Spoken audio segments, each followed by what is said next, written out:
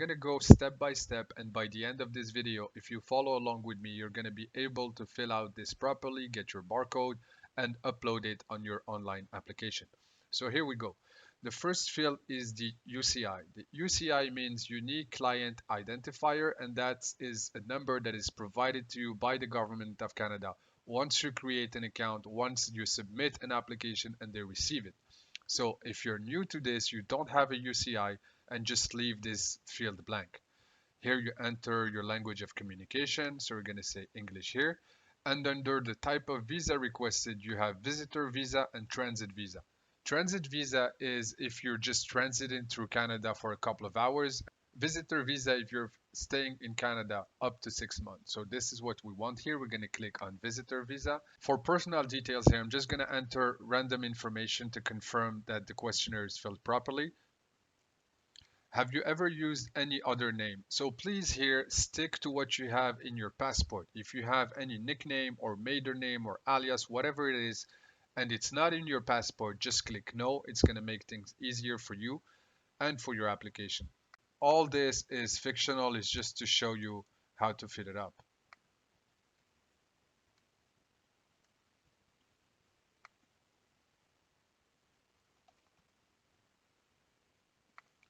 Country and territory, we're going to choose randomly Albania. Citizenship, same thing. Same thing here. Here we're asked to fill out the country or territory of residence. So this is your citizenship, and this is where you live at the moment of your application. So to keep things simple, we're going to enter the same thing, Albania. And under status here, you have to choose your status in that country. So you could be citizen, permanent resident, visitor, worker, or student if you have a temporary status. Other, you need to justify what that means. Protected person, refugee claimant, or foreign national. We're going to enter just citizen here. So all this field becomes gray. You don't have to fit it up. Here we have previous countries or territory of residence. So during the past 5 years, have you lived in any country or territory other than your country of citizenship or your current country or territory of residence? For number 8, previous countries or territory of residence, here it means that if you have lived in a country for more than 6 months, I insist, for more than 6 months, you have to enter yes. Because if you have lived in another country, so in this case not Albania, for more than 6 months, you will need to provide a police certificate for that country. So we're going to say no here. This disappears. If you click yes, of course you have to enter the details, so the country, the status that you had, and the time you spent in that country. So we're going to click no and keep moving. Country or territory we're applying. Again, if you're applying for a country that is not your country of residence or citizenship, you're going to enter it. In this case, we're going to say yes, it is the same as current country. So this disappears. Your current marital status, just so you know here, you have all the different possible status. Common law partner is a really strong status in Canada. It gives you almost the same rights as spouse. So if you are living with your partner under the same roof and you can prove it for more than a year, then your relationship would be considered a common law relationship. But you need to be able to prove it by, for example, bills where you have the same name under the same address, or joint bank accounts, or things like that. So for our example, we're going to say single. If you're not single, or if you're married or in a common law relationship, then you will have to enter the details where you started your common law relationship or got married. Here we enter the second part of the personal details. So have you previously been married or in another common law relationship? Most people it's going to be no. If it's the case, then you're going to enter the details of your ex, the date of birth, the type of relationship you had, and the duration. Here we start with languages. So what is your native language or mother tongue? We have a candidate from Albania, so that's going to be Albanian. Are you able to communicate in English or French? Here you choose the language. We're going to say English. If you say both here, you got to enter also which language you are most at ease. And have you taken a test from a designated agency to assess your proficiency in English or French? Here, if you have taken a test, no matter what that test is, for English or French, say yes, because that's going to play in your favor in the eyes of Immigration Canada. So we're going to say yes here. Passport number, this is just random information. Country or territory of issue, that's the same, Albania. For the expiry date here, make sure that the expiry date is further away than 6 months. Otherwise, you might be asked to renew your passport before applying. For the question 5 and 6, this applies only of citizens of Taiwan and Israel. It's not our case, so we're going to skip ahead.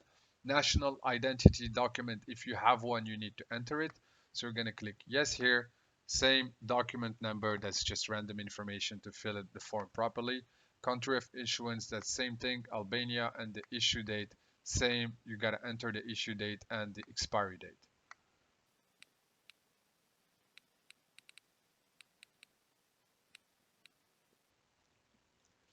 This section is for permanent residents of the US. So most cases not going to, for most people, it's not going to be the case. So we're just going to click no. But if you are a permanent resident of the United States and you have a valid green card, you click yes, you enter the document number and the expiry date. And here we come to the contact information. So that's your current mailing address. Make sure you fill this out properly. And the most important field in all of this is the email address, because Immigration Canada will communicate with you by email. So make sure the email you enter is an email that you check regularly, that it's cleared of spam, and that you have access to any email they might send you. So we're going to go ahead and fill this up.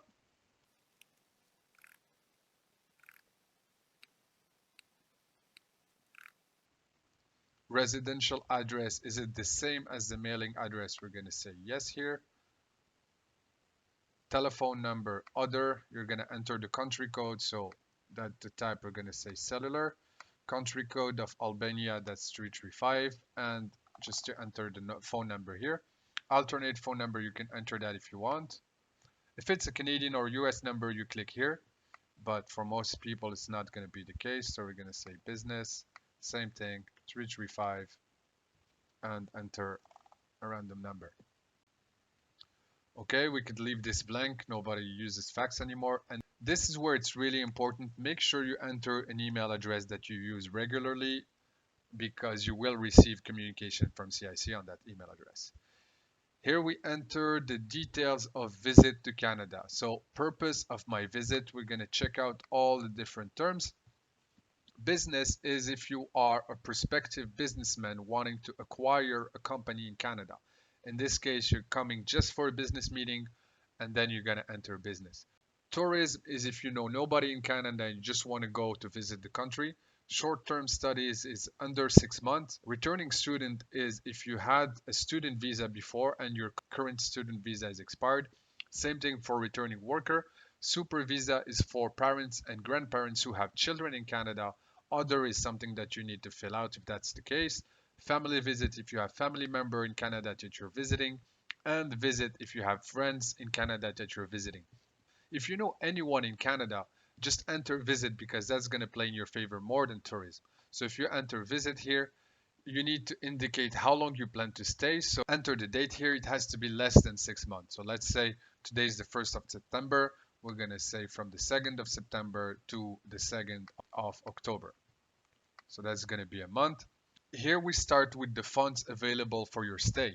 So the amount that you put here, you're going to need to prove it later on with the proof of fund, with your bank statement and so on. So make sure you enter whatever you can prove. And if you can't prove it, there is no point in putting it here because they're going to ask you to prove it. But to have a good rule of thumb, if you want to get your visa approved, the higher you put in the funds available, the better.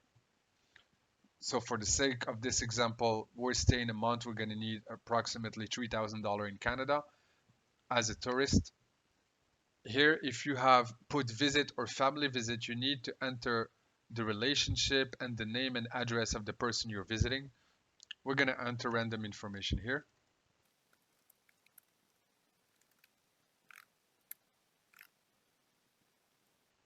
Same thing here. If you know two people that you can enter information, even better. We're going to skip because it's not mandatory.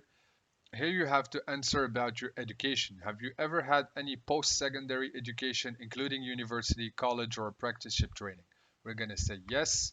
It's not really relevant for a visitor visa, but because this form is used for many purposes, For student, as you saw before, student or worker, you have to fill this out. So we're going to enter some random information here as well.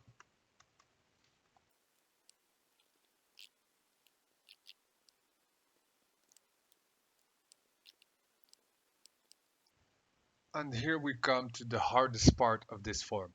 So you have to give details of your employment or non-employment for the past 10 years. No matter what you did over the past 10 years, what's most important is that you do not leave any gaps. If you leave gaps, that's going to be suspicious for the immigration agent who will review your application. So make sure no matter what you did, if you have worked, put worker. If you haven't worked, put not working or unemployed.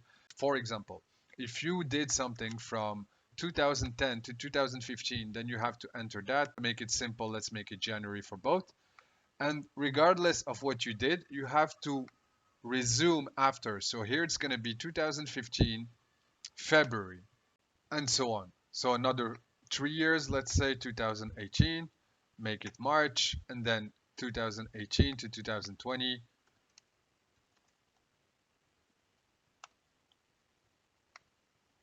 to this day. So it's going to be 2020 September.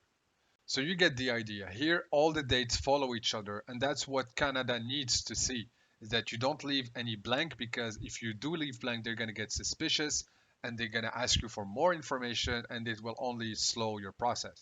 So for activity or current occupation, doesn't really matter. We're going to enter random stuff here, but you get the idea. Basically, you wanted this to follow along smoothly and to leave no gaps.